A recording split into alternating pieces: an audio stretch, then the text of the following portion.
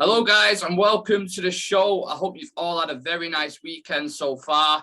The title of the show today is PR and Captaincy Issues, and on today's show we're going to be talking about Harry Maguire and his time at Manchester United as captain, also the PR machine surrounding the club and some topical stuff as well. So lots of stuff to get into as always. But before we get into the show, I have to introduce my co-host Shreyas. How are you doing today, sir, and how has your weekend been so far? Yeah, it's been really good. It's been a good day and can't wait to get this show started. Okay, good stuff. Right, so Shreyas, just a few topical items I want to run through with you first. The first one is Bruno contract extension is imminent, according to Fabrizio Romano. What are your thoughts on that? Because I was speaking to Ross about it last night on was it last night or Thursday night? I think it was on the Youth Review. And you know, I mentioned to him that there was a few fans on Twitter and stuff like that who were saying they're not too sure on it yet. That maybe they should, look into, wait to see who the manager is first, just in case they don't like him or the system doesn't suit him and all this kind of stuff. But I said ultimately he has been our most influential player since he signed. Like similar, everyone was comparing him to Cantona when he first came in. That's how much of a big impact he had, and he kept us relevant in the top four pretty much. So yeah, what get your thoughts on Bruno Fernandes? Yeah, I think it's one of the deals that we really need to get through with, because there were certain rumors when he actually rejected a new deal with United because he wasn't really sure about the project that we were building. And if we see when he did come in the window during Oli's time, he completely transformed our side. Pogba was also starting to perform alongside him. Martial also started to switch on, and he just started to prove to be that catalyst in our team that we missed out on. And the next season, when his first full season with United, he was arguably our best player on the pitch. Goals, assists, and even the kind of goals he scored against Everton, that goal from outside the box, it's just I think it was one of his best seasons with us. And even this season, when we particularly haven't really played the best football, with the change in mentalities as well with two different managers, I think he has produced fairly decent performances and stats. Sometimes the way he conducts himself on the pitch might be questionable, but if I put that aside and look on his footballing ability, I think he's one of the most incredible and gifted players in the league. He's one of the best number 10s, I would say, in the league, because the moment he came in, I think he's the only one who we could actually put up a debate for against Kevin De Bruyne. And for previous season, he was head and shoulders above him when we compare the stats. And even this season, he has the most assists in the Champions League, 7 assists. And except that, even in the league, he has actually been really great. When we shifted to a 4-3-3 and he started to play as that number 8, he started to have much more influence over the game. And that is what we need from a player like Bruno, because when he did come in, many of the people from our fan base actually started viewing him as a potential contender for the captaincy, because he has that personality around him. So the way, I think this was one of the most important deals for us to pull through, with the kind of contracts that we actually have running out as well, and the kind of outgoings we'll have from the club in this window. This was a really important deal for us. Yeah, completely agree on that. And I've seen TalkSport. I don't usually pay attention to TalkSport because it's talk shit, basically. A lot of stuff they say is just clickbait. But Simon Jordan, who sometimes I agree with him, sometimes I don't, he came out with an opinion on Bruno Fernandes saying he doesn't cover enough ground for his team and stuff. I was just thinking, do you ever watch United? Like Bruno, the distance covered he puts in are like 11 kilometres, 12 kilometres per game. He's one of our hardest working players we've got, and not one of our most talented players we've got. And that alone shows his importance, because without him, God knows what would have happened under Ole. If you remember when we signed him in January, we should have signed him in summer anyway, but when we did get him in January towards the end of the window, his impact straight away. Like if we wouldn't have got in, then we would have finished 7th, 8th, something ridiculous like that. And the thing is, having an off season this year, what a lot of people are saying, which, by his standards he is, but he's still got like something like 9 goals and 10 assists or something ridiculous. He's still 7 assists in the Champions League, number 1 in Europe. and they've gone out now as well. Like he's still putting in for most chances created in the league as well. So come on, like I don't get this thing about like maybe we should wait or whatever. Like this is probably the first bit of smart business United have done in a bit. So if they do manage to tie him down for an extra 2-3 years, I have absolutely no issue with that whatsoever. So yeah, that's Bruno Fernandes. Another thing I wanted to talk to you about as well, Shreyas, was reports that Ten Hag would want to bring a former Dutch United player alongside him, like an ex-player basically. Maybe someone like Jaap Stam, Ruud van Nistelrooy, people like this, alongside him in the dugout. What are your thoughts on this?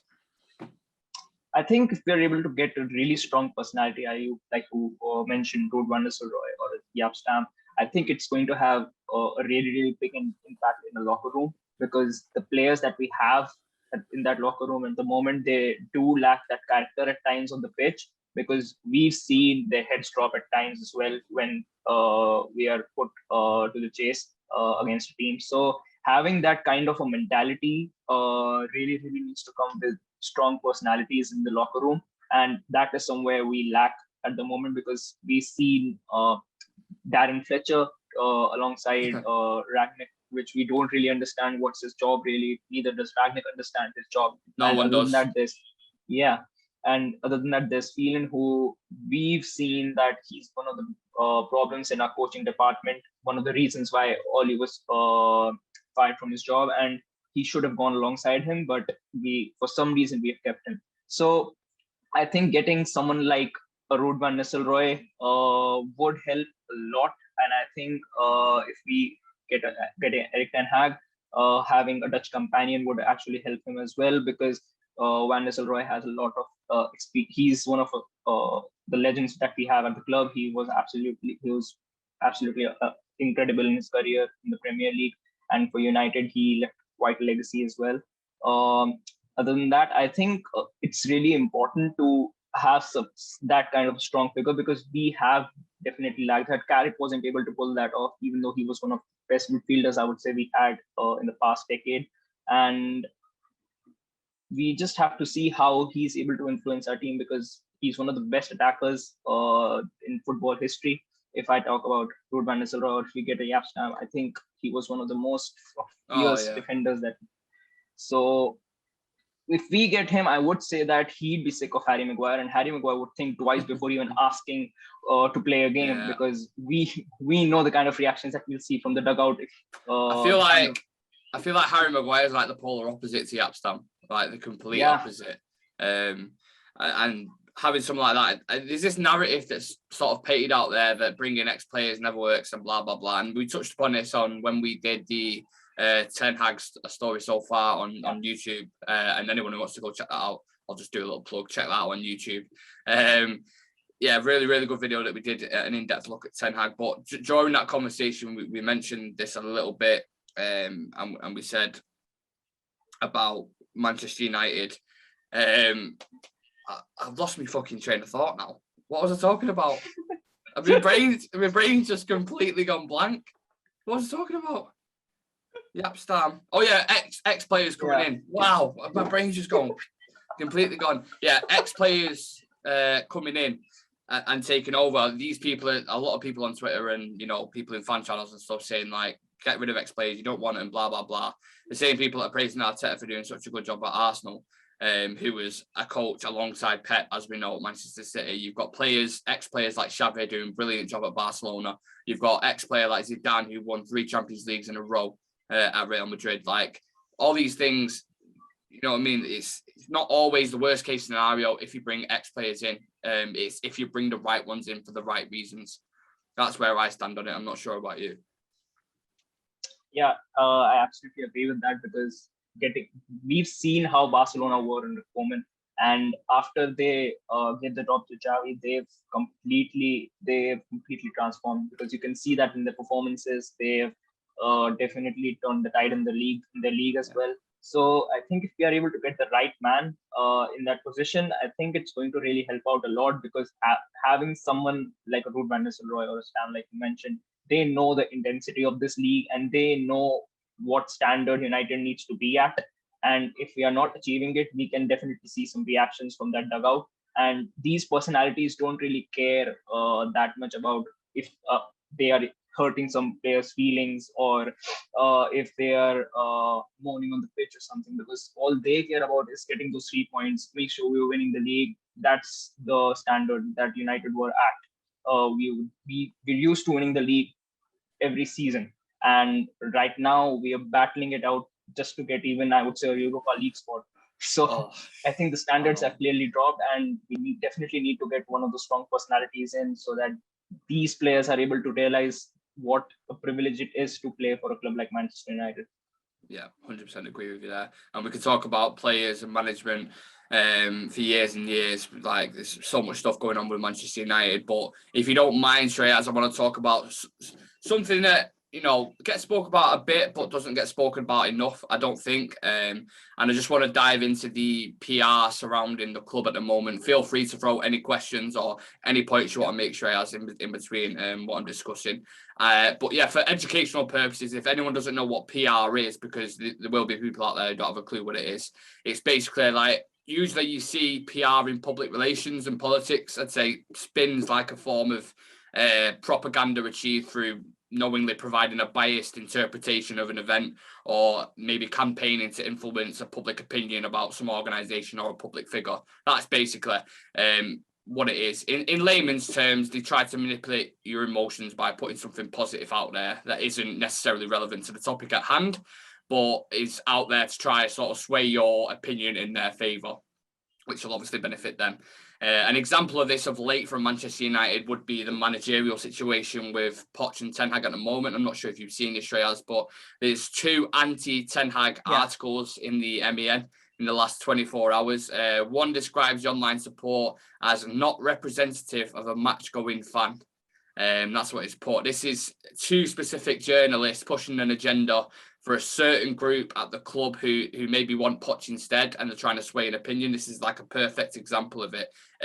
Just your thoughts. Have you seen that, the article that's come out about it? I haven't really seen it, but the only thing, it was kind of going around, because we all know that there are some people at the club who wanted Poch for a really, really long time, because he's one of those managers who won't really ask for much, would do with what he's given. Probably, like we have discussed, an odd 1 or 2 signings, and that's it in the next for 2 to 3 seasons, or till the time he's at the job. And having someone like him would mean more dividends for the owners to take in, rather than investing more. So I think it just comes down once again to the money. And if someone like Post does come in, it just dictates how the club has been run over the past few years. We're not getting the right man at the right time, and we'll be seeing Ten Hag at Man City soon then. And we know that the long-term admirers of him, because a few years ago we tried getting him. He was whilst Ollie was at the club, there was massive speculation surrounding him, and we know Poch likes United as well. There's been that long start. Like, every time we see it seems to be like drifting bolts. Like, it's never seemed to quite meet yet, but it looks like maybe that they want to sway it in that position. The only thing with it, I think why they haven't gone for Poch straight away, is the compensation package, and I think that's a massive stumbling block in negotiations, because if he had a similar clause to Ten Hag, which is about £4 million, I think they would have gone for Poch straight away. I think we'd already be seeing it now, like Poch announced for the end of the summer, blah blah blah. I just think that extra 20 million that they've got to pay to get him out of PSG or whatever, and Poch isn't going to just be like, right, I'm going to leave, because he knows either way, if PSG sack him, he's going to get compensation. Do you know what I mean? So he's just waiting it out, in my opinion, and then that's why it's not been necessarily announced yet. However, I do think if they do go for Ten Hag, it'll be announced within the next 2 weeks, because they've already spoke to him. They've interviewed him on Monday, I believe it was. It all went well. Really happy with him. So now it's a case of they've got to speak to the other 3 that are on the list. I think it's Mauricio Pochettino, I think it's Lopetegui, who's at Sevilla, and I think it's Luis Enrique, who's focused on Spain at the minute. But they're the other 2 that are on the list. Obviously, it's Ten Hag and Poch who are the main front runners. But yeah, just bringing it back to PR a little bit, Shreyas. You see it in politics all the time. And I was listening to a podcast the other day, and he mentioned how deep-rooted PR actually goes, and the manipulation of the system. And I didn't realise how bad it was. Like, I know it's bad, but if let's take it away from football, right? Let's just use an example. So during the Trump election, people of the higher power who work for either Trump or an organization related to Trump, let's use Google for an example. Now, maybe it would be in their benefit financially to push this Trump agenda. So what if you're Google and you're thinking of a way of swaying opinion, how would you go about it? One way, it's a very small example, but what they did was the search engine on Google, if you used to type in Trump is, and like it comes up with suggested bits, like when you type on Google, if you just type in Trump is, the suggested thing would come up like Trump is great, or Trump making America great again, or Trump reduces tax, like, something positive about him. And then people will see that, and they actually said that's enough to get 5 out of 10 people to sway their opinion on who they want to be a president. Just little things like that. So that shows how you can manipulate just using by a simple search engine. And now I'm not suggesting something like this is happening at Manchester United, of course not. But similar things are definitely happening within the media surrounding Manchester United. All these close-knit journalists like Andy Mitten, Laurie Whitwell, people like this who are in the know at Manchester United, sometimes United push things out to them. And they will sell it as like a really positive thing, like, oh, he's doing really well, when we know what's going on at the pitch. We know the turmoil at the club, how bad the board are running it and the Glazers. So certain people aren't sold on it. Certain people might look at it and be like, oh, that's really good. And then they'll get distracted and their attention will get taken away. And then essentially the journalists and people at the board have done their job in doing that. It's the same reason they'll wait to announce a big contract extension and they'll wait until something negative happens. So, for example, when we went out of the Champions League, when we exited there, you saw the next day straight away team photos in training. Everyone's smiling, everyone dead happy, like, we're the winning team. But ultimately, does it really matter when you haven't won on the pitch and we're out of the Champions League? You know what I'm saying? Little things like this again. Even if you look at how agents manipulate the media to put pressure on deals and try and make the club act on emotion, it can be used in many different scenarios. But since United employed Neil Ashton, the former host of Sunday Supplement, I believe he was a journalist, we've seen a rise in PR Spin. I think they appointed him 3 years ago, something like that, 3-4 years ago, maybe just before Ole. Yeah, and I believe that's one of the reasons why our club is now starting to feel hollow and fake, because of people like this and others behind the scene who are taking you away from the truth, which is ultimately the Glazers and the board doing a shit job. I'm sure if you offered the Glazers now regular Champions League football for the next 10 years straight, and the board told them that they could keep United fans happy by spinning certain things in the media, stuff like that, the Glazers would bite you off for it, wouldn't they? Yeah. 100% they'd bite your hand off for it. I mean, if you look at the Super League, for example, I'd say the height of that was probably the closest we ever got to removing him, right? When it was like at its absolute peak. You had all these fans, not even just United fans, football fans in general, coming together to get rid of these toxic owners. And what do they go do? They get the PR machine spinning. They bring Ronaldo back, which you know how much we adore Ronaldo, and they play on the nostalgia. Because it's every United fan would only dreamed of that, like getting the chance to sign Ronaldo back. So they knew how much effect that would have on the fan base. They go sign Jadon Sancho and Rafa Varane, and then they give the fans lip service by saying they're going to listen more and put things in place to have a better relationship with the fans. That never happened. We're still waiting on that. So it's just the way things go. And I would say that the only thing that they just showed to do something, but that they're changing something, is Ed Woodward stepping down. And realistically, if we do see the people who were who were the major reasons for the Super League to actually come about and agreeing to those terms, they're still at the club.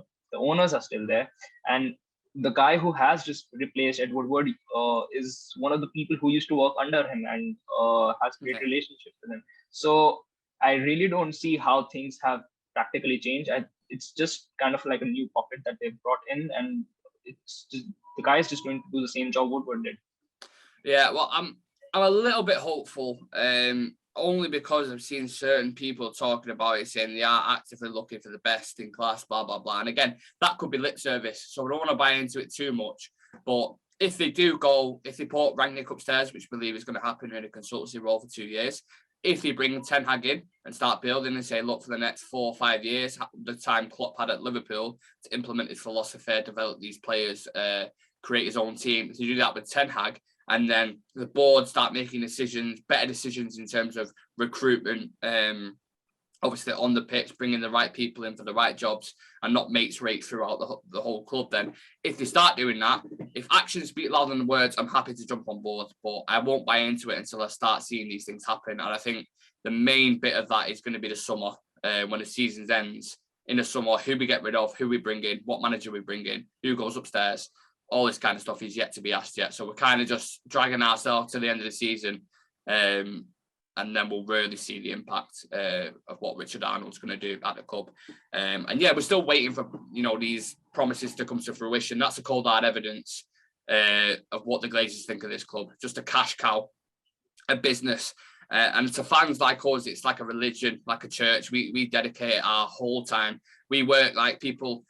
Obviously, you can't get to Old Trafford, but, people in England surrounding Manchester, wherever they're travelling from, they work 9 to 5, Monday to Friday to pay to go to the stadium, paying 50, 60 quid for a ticket to go there, which is like a full day in work for them. Like, they absolutely love the club. People like yourself staying up till 4 a.m. to watch a match.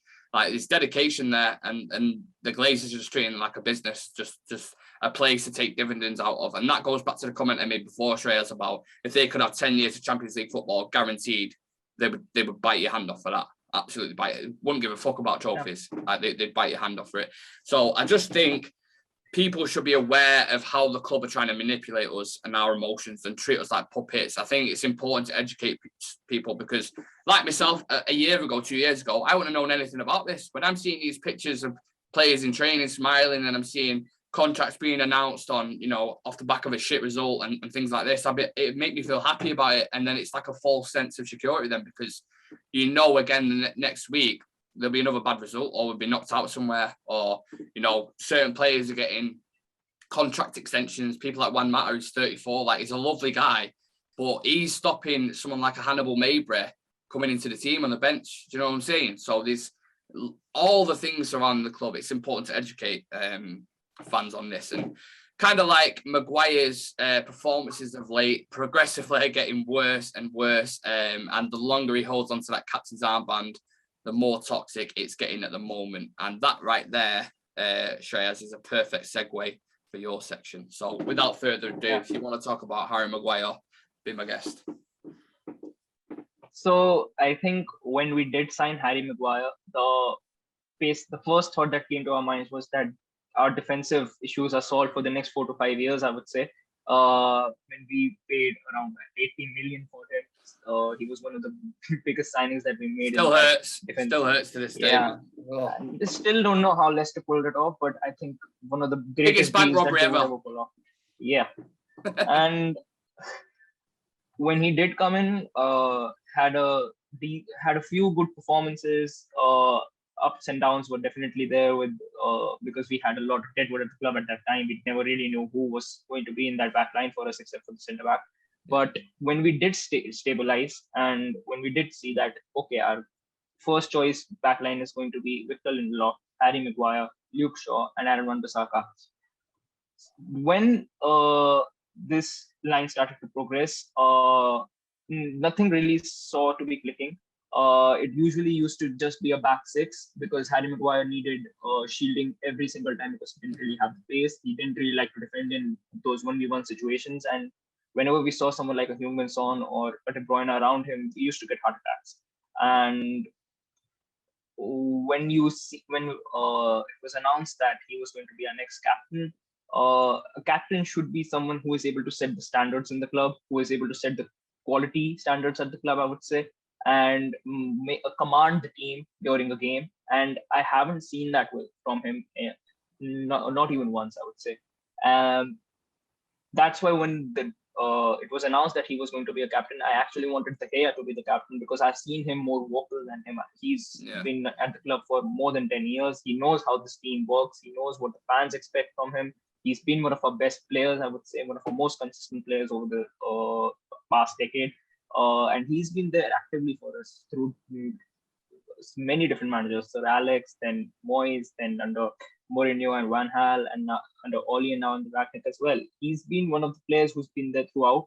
And I did think that he was going to be our first choice, but I think him giving Harry Maguire because of maybe the price tag and him being English, being at the defensive spot.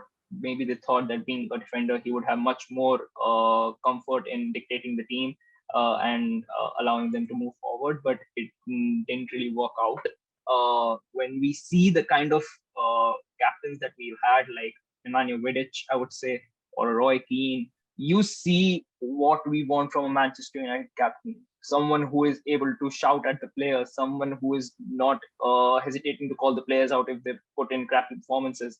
And on the pitch, I have never seen that from Harry Maguire. Off the pitch, I don't know what he really does, but I haven't seen anything come out. The kind of players that we have at the moment, if they someone actually calls them anything, I would say they come out in media and something just comes out. And I haven't seen that from Maguire. I've seen that from Bruno. I've seen that from Donny as well. When we've seen him the short time that he has played, we've seen Donny being more vocal about asking the ball more.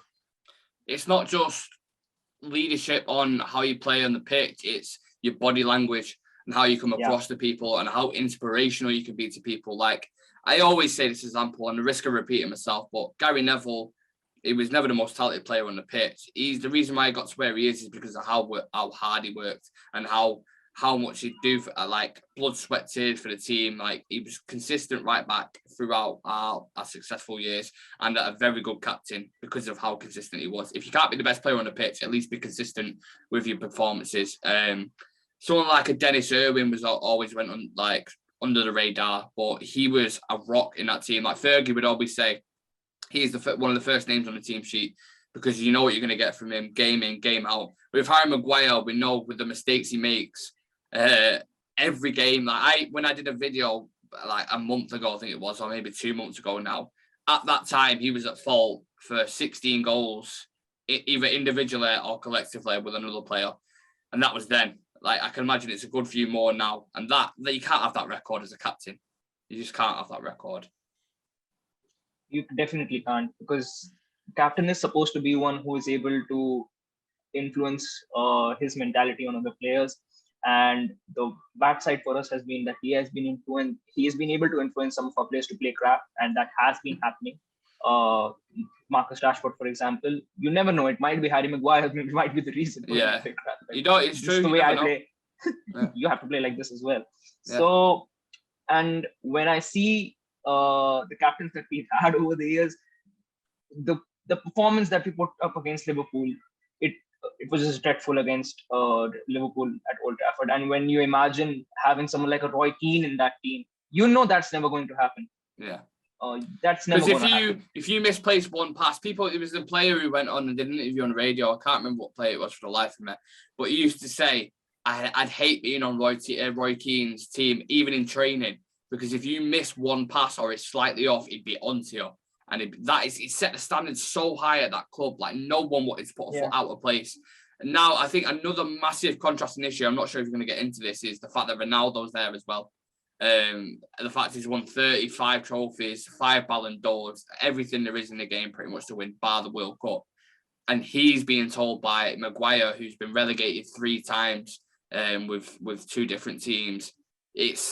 That's a massive issue there. Like, Ronaldo isn't going to listen to him and say, and why would he? Like, I don't blame him at all.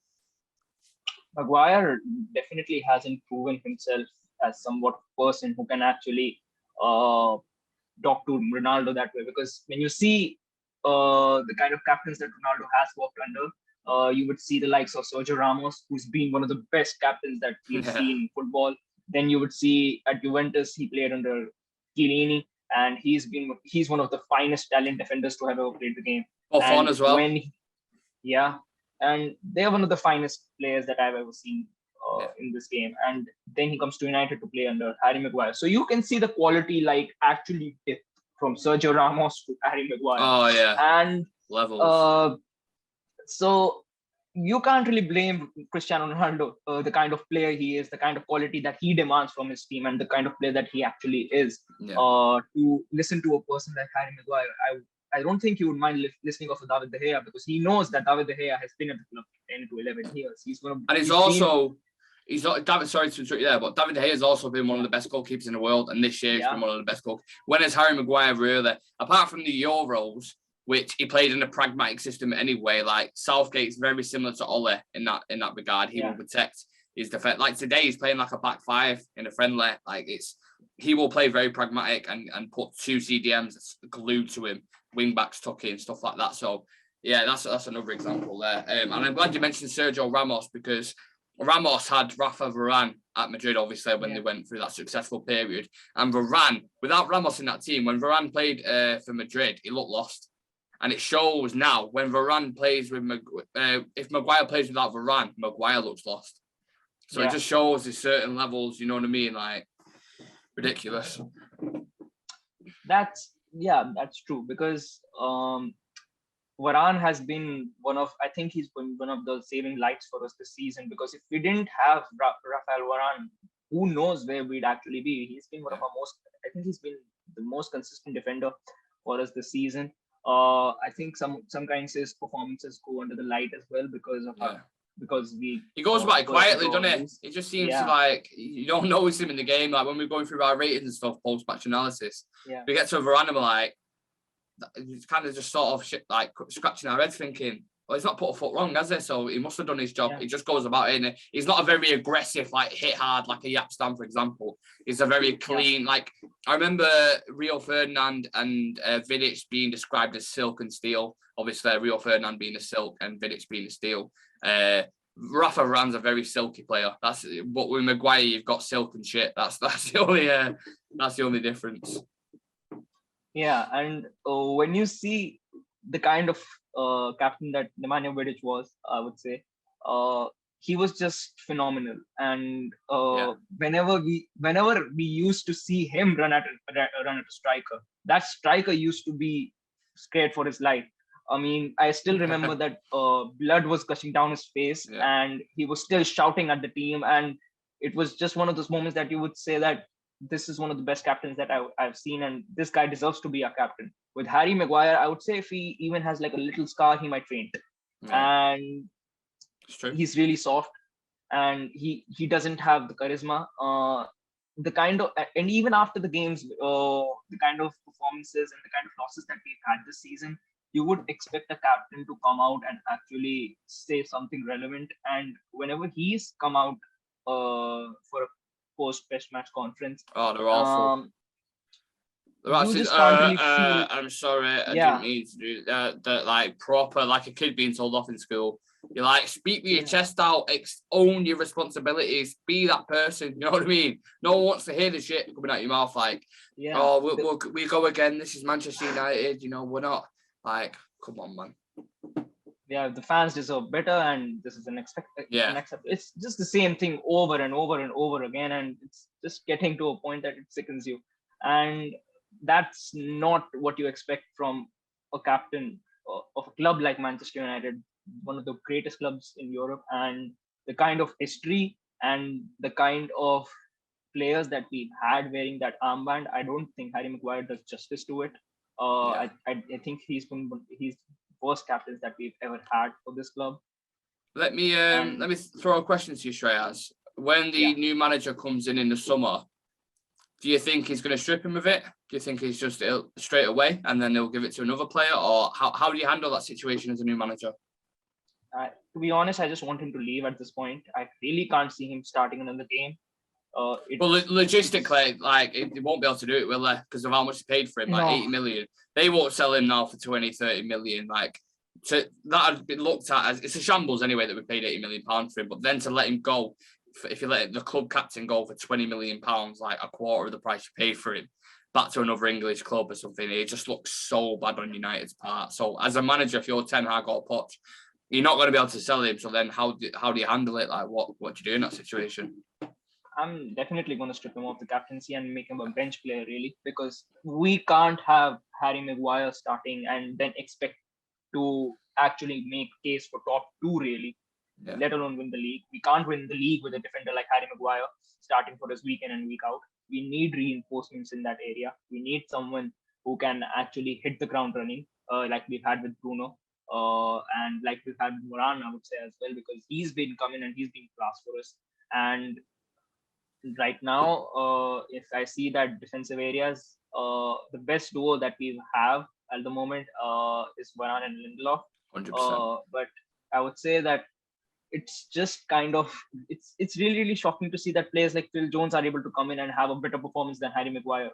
And Phil Jones hasn't played in, like, I would say, I don't know, a lifetime. That And performance he put in against Wolves when he came back yeah, was better than any, arguably any performance Maguire's done this season. Against West Ham, which I was at that game at the stadium, Maguire was decent in that game, and I'll give him that. But apart from that, that performance Phil Jones put in was better. So he should be getting played ahead of him on merit. That's just straight facts.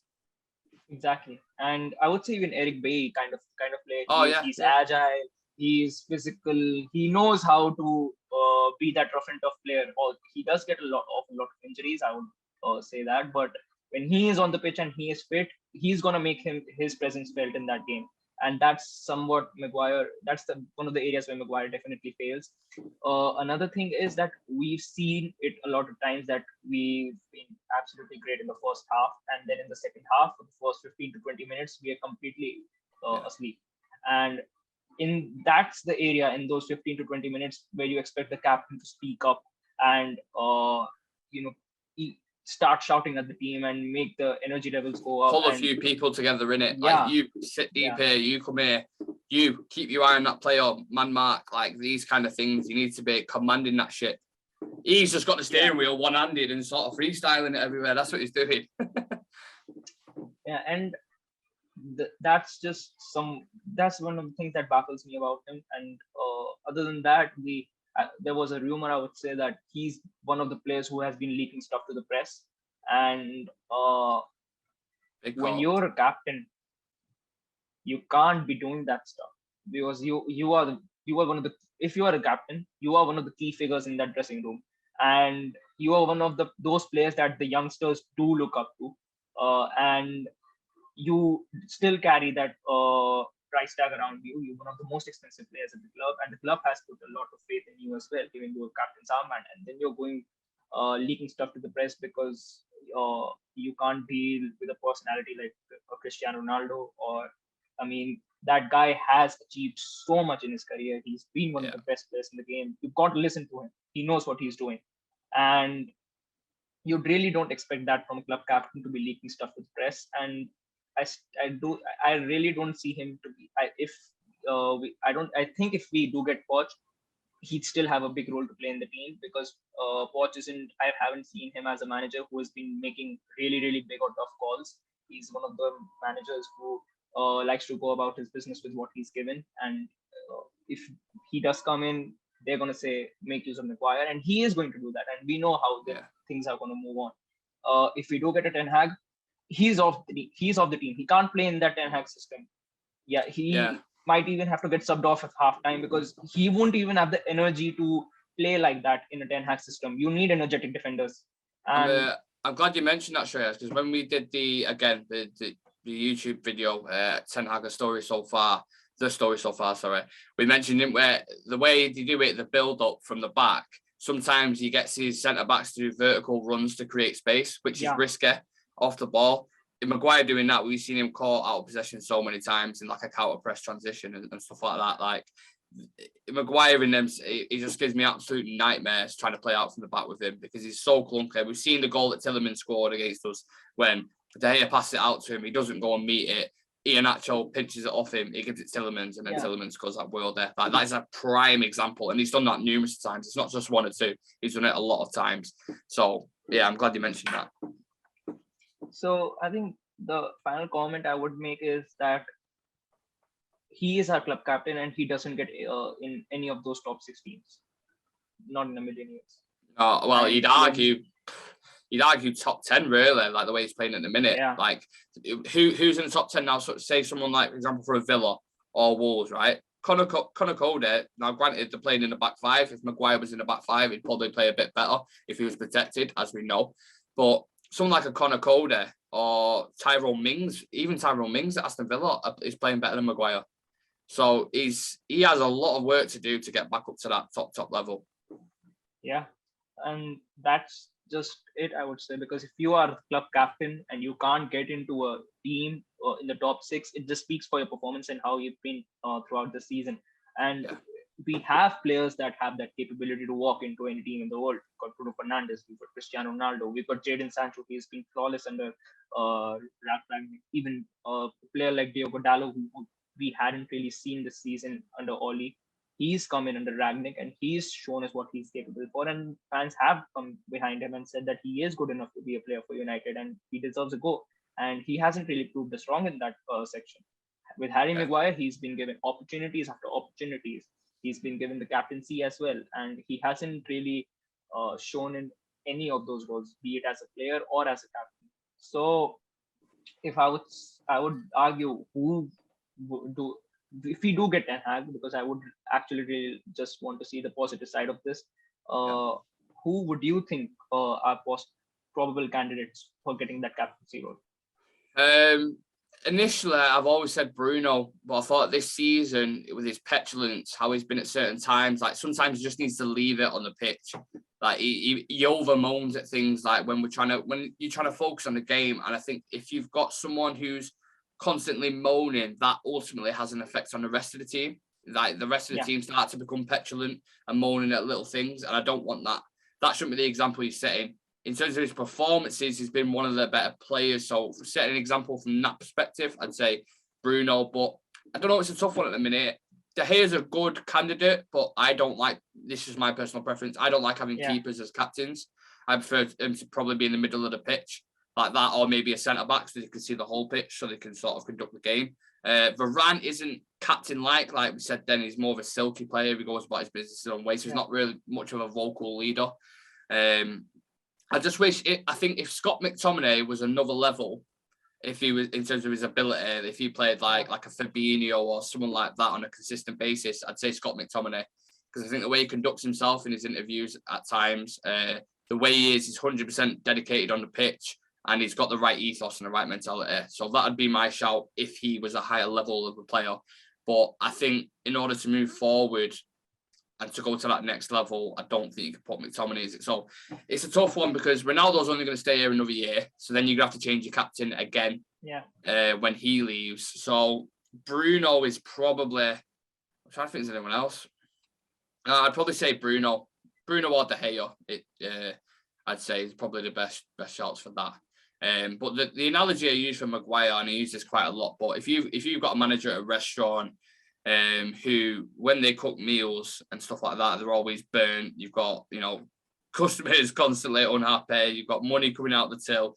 It's being run like an absolute joke.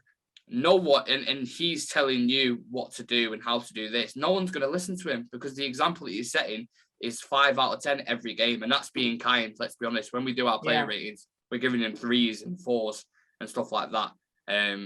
So that issue needs to be addressed straight away. If the manager comes in the summer, let's say, for example, it's Ten Hag and he comes in and doesn't take the captaincy off him, I'd be worried straight away. I want to see that in the summer straight away, whoever it is who comes in, strip him of it. And if you've got enough time then in pre-season to implement it and say, look, Harry, your performances last season, they weren't good enough. I'm taking this off you now. I'm going to give it to, I don't know, Bruno, for example, who's been one of our most consistent players. We discussed all his stats before in Europe, one of the better players. I'm going to give it Bruno. You go about your work, train hard, get back into form. You won't have the spotlight on you as much. There won't be as much pressure. Slowly develop. Try get back to your best. I'm not saying it's going to happen, but if I was in a manager's shoes, this is what I'd say. Try get back to your best, and we'll see what happens. But going forward, you're not going to be a captain at this club. And yeah, there will be a PR storm around it, and there will be loads of media jumping on it, especially the ones that always have bias for English players. You'll see them ones coming out saying, Maguire doesn't deserve captaincy to be stripped off him. A lot of the players were playing bad that season. It wasn't just him. You'll see these kind of stories coming out. And again, it goes back to the PR spin and shit like that. But yeah, I just think the next manager that comes in needs to have a big backbone and just say how it is and strip him of it straight away. Absolutely. I think it's high time that call is made about him because he's been looked as one of the biggest players that we have at the club, which isn't really the case. I think if we even put in someone from the academy at the moment, he would pull in a better performance than him. And I agree with the fact that out of the options that we have right at the club at the moment, Bruno might be one of the best choices. because except for his attitude, I would say that consistency is one of the biggest factors we need in a captain. And Bruno has been pulling in great stats because we've seen Bernardo Silva this season, and he's been really great. And if you compare him and Bruno stats this season, they're more likely similar. And we're still seeing that Bruno isn't having that good of a season, which speaks for itself how great of a player he is and what his true capability Good point. really Very is. good point. And I think that if we do give him the captaincy, he can actually learn under a person like Ronaldo, who has had some very decent experience with Portugal about how to be a captain. He has worked under some great captains as well. And when it comes, I think that except for the fact that Scott McTominay isn't the kind of player we want him to be, I think he's the best choice we have. Except that I don't mind giving it to De Gea as well, because I just want to see a captain who has that passion for the club, who we see as well frustrated when things aren't really going our way, rather than just sugarcoating situations for us that we'll get back and we move on to the next game. We need to take the positives from this because we missed positives. We as fans will try to look at the positives and we haven't been seeing them in a really long time. So I think tough calls need to be made regarding captaincy, and which involves getting the right man for that managerial post as well. Because if Poch comes in, we definitely know it's the whole Glazer agenda again.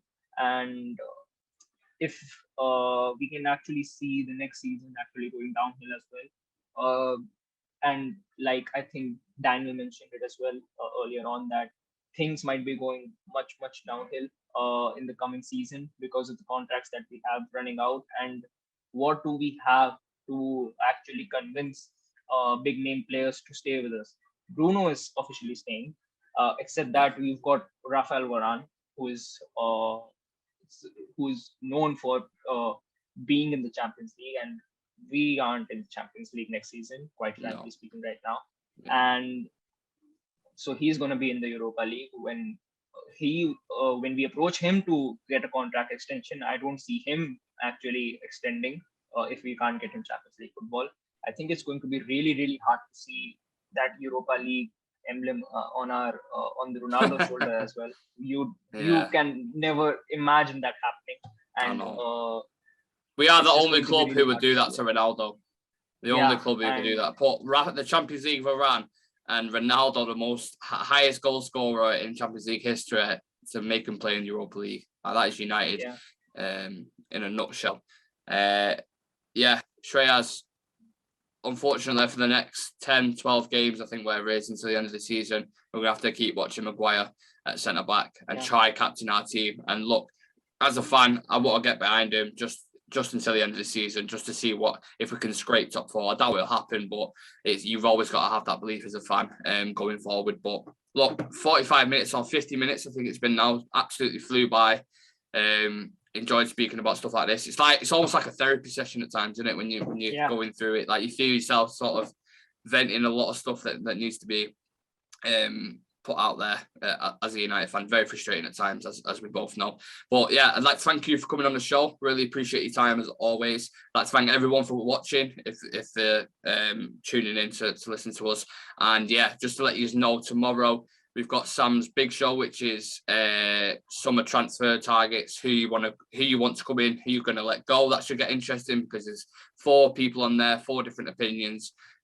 So yeah, it'd be interesting to get everyone's thoughts on that. And then the schedule will be out tomorrow night as well for the rest of the week.